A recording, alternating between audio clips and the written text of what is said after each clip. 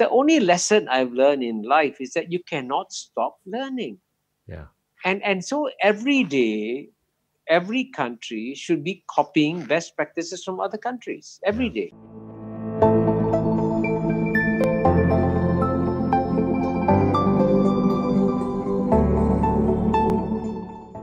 I want to push on this since you brought up investment, right? If we take a look at the FDI on a per capita basis for a number of countries in ASEAN, Singapore is the LeBron James, right? They are attracting FDI at a rate of $19,000 per person. Yeah. Whereas Malaysia is attracting FDI on a per capita basis at $270. And Vietnam is at $160 per capita.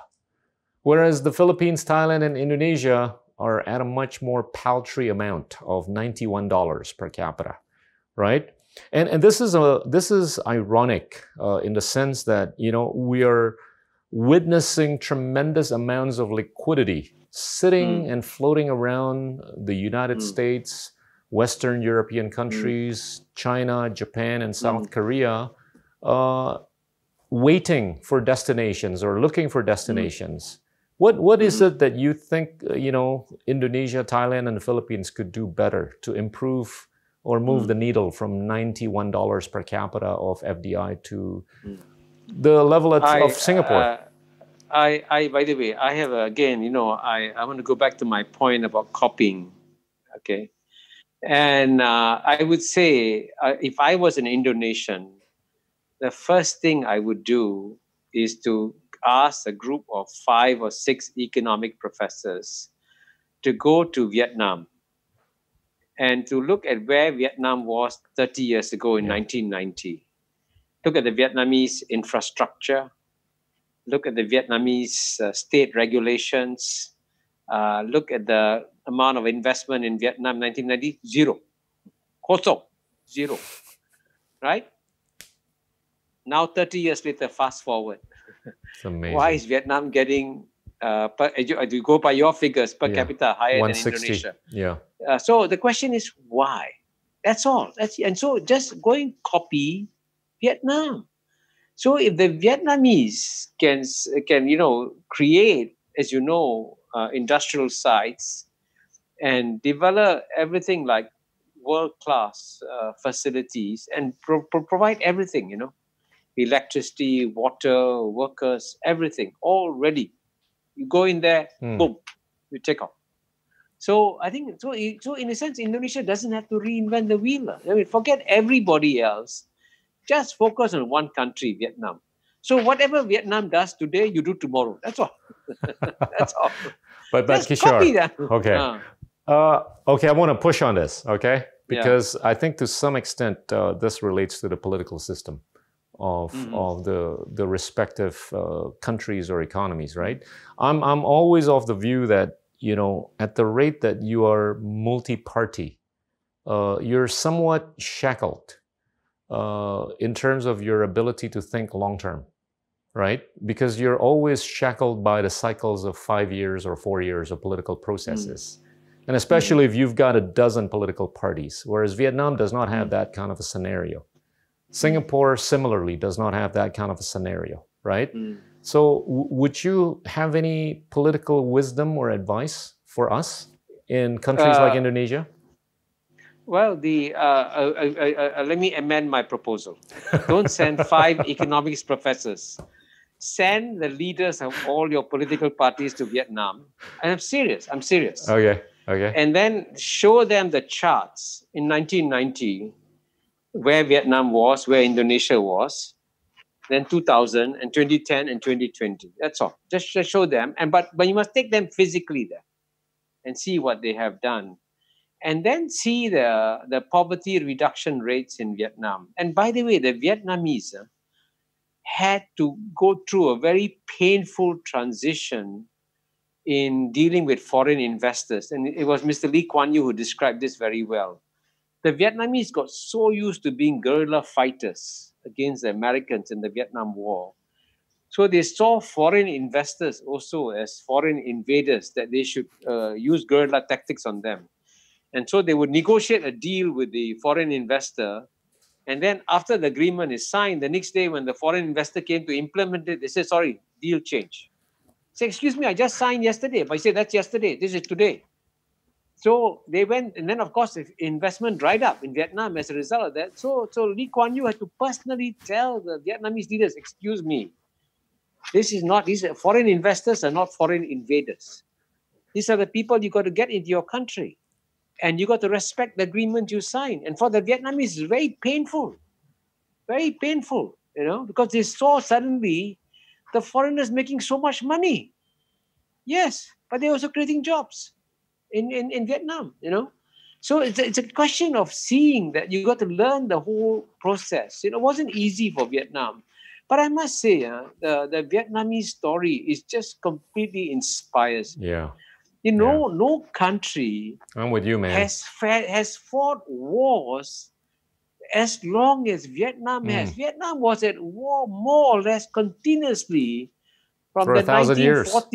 No, 1,000 years they were occupied by China. Okay, it wasn't much of a war. But from I would say roughly from the beginning of World War II, remember they were also invaded by the Japanese and all that. From 1939 to 1989, 50 years, non-stop fighting, and fighting not against small countries. Yeah.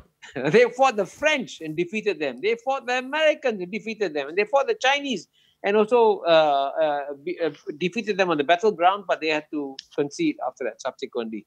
So you can see the Vietnamese, despite fighting wars for so many years, when they suddenly realize, hey, now the game is, you're not going to win the game by fighting wars. You're going to win the game by getting foreign investors to replace foreign invaders. Yeah. And then you got to be nice. You kick the foreign invaders in the teeth. You cannot kick foreign investors in the teeth. You got to smile and be nice to them. Very painful. But the Vietnamese made a U-turn. And I'm amazed. I tell you, if you had asked me 30 years ago, would Vietnam succeed in economic reform and development? I would have said, no way. These are guys that know how to fight. They don't know how to trade. The fighters have become, They've defied many of us. They've defied the odds. Well, I mean, you're coming from a developed first world country, and you have gestured so much humility in basically, there's stuff to be learned from Vietnam. And I come from a developing country, right? And I can tell you there's still quite a few of us out here who probably don't see Vietnam as a place that we could learn from. And that I think is the mental block, right? For us in terms of, development forward. Yeah. So that I think is, sorry, go ahead. I was going to say that, as you know, China developed. Yeah. Because they send hundreds of mayors to learn from Singapore, right? You know what? Now Singapore is sending people to China. I mean, why is Shenzhen so much more successful than Singapore? Why? I mean, the economic growth rate in Shenzhen is absolutely amazing. I saw Shenzhen in the 1980s. There was nothing there, rice fields and everything, nothing. Yeah. And now you go to Shenzhen, it's amazing, So that we all, the only lesson I've learned in life is that you cannot stop learning. Yeah. And so every day, every country should be copying best practices from other countries every day. Yeah. And by the way, this idea of learning from others was the Western habit that we learned. Yeah. But the West has lost that habit of learning. And as you know, the reason why I'm so critical of the West is that for the West, for Europe, for example, is mismanaging COVID-19 so badly. Has any European government sent one delegation to learn from East Asia? Zero. Yeah. So the Europeans themselves are so proud. The idea that they can come and learn from Asia, they cannot buy, but they're being very stupid, right? It's very stupid. And it's stunning. So we in Asia, therefore, must show the rest of the world that when it comes to learning, we are number one. Yeah. Absolutely. No disagreement. All right, let me push on a button called tourism. You talked about it in a couple of your books, right? How we can basically develop, in terms of projecting soft power by way of getting more people from the international community to visit. I always struggle to justify why only 14 million people visited Indonesia last year. Whereas, close to 40 million people visited Thailand and over 20 million people visited Singapore last year. And the last time I checked, we have more islands than Thailand and Singapore do. So yes. Can you give us some tips and how this thing will, Absolutely. Because, it's actually quite amazing. Again, this is a little known fact. Bangkok gets more tourists than any city in the world. And this is despite its traffic jams and despite all the problems of flooding and this and that. It's not a developed city, But the Thai people are just so welcoming, Yeah. I don't know how to describe it. They're so friendly. It's a friendliness. And frankly, the Indonesian people are equally friendly, right? Equally friendly. And so actually I think that the industry, the one industry that can really take off in Indonesia very fast is tourism. And more people, I think, want to go to Indonesia, but you need to develop the infrastructure. Yeah. And I must say the wisest thing that Indonesia can do is to sign as many open skies agreements with countries, because when you sign an open, when you said you interviewed Tony Fernandez, when Tony Fernandez flies his aircraft into Indonesia, he's bringing tourists into Indonesia, and Indonesia benefits from it. So, and I say that's the easiest thing for Indonesia to do. And I can tell you, when I go back to Dr. Goh Keng Swee, Dr. Goh Keng Swee was very puzzled. He said, why are tourists coming to Singapore? There's nothing to see in Singapore, right?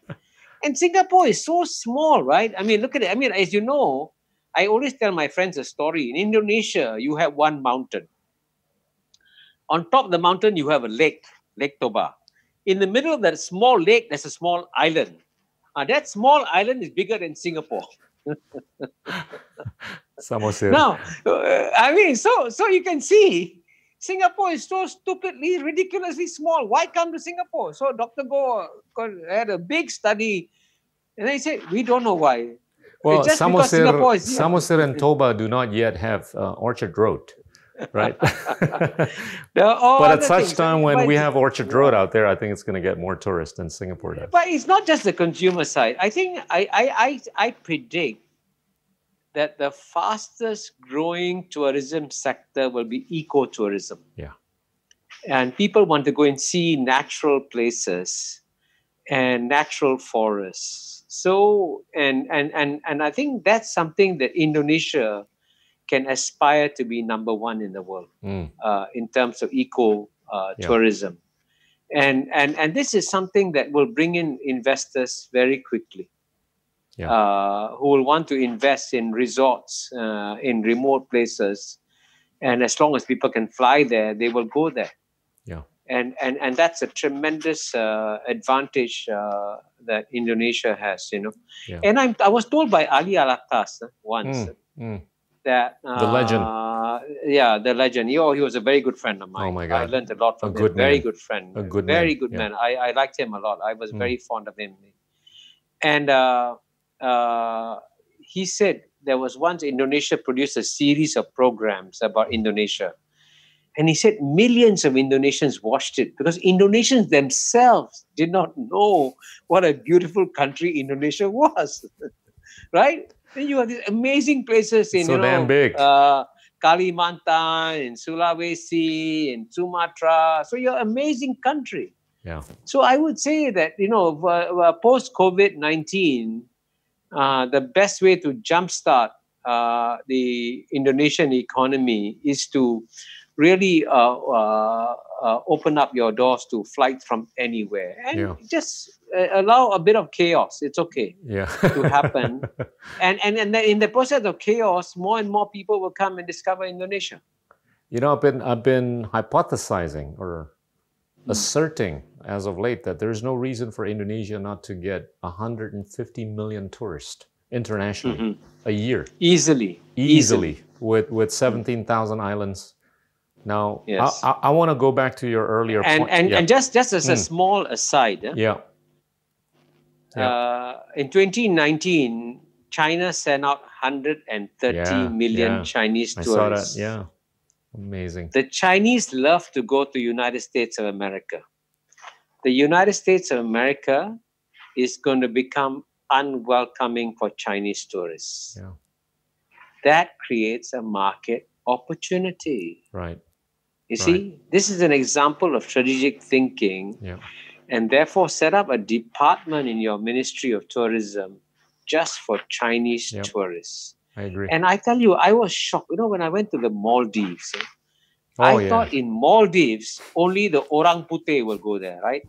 Only the Westerners like this beautiful nature and all that. I was stunned by the number of Chinese tourists in Maldives because the Maldives government set up a special unit to bring in Chinese tourists. Absolutely. See, you see, you can copy. Let's copy.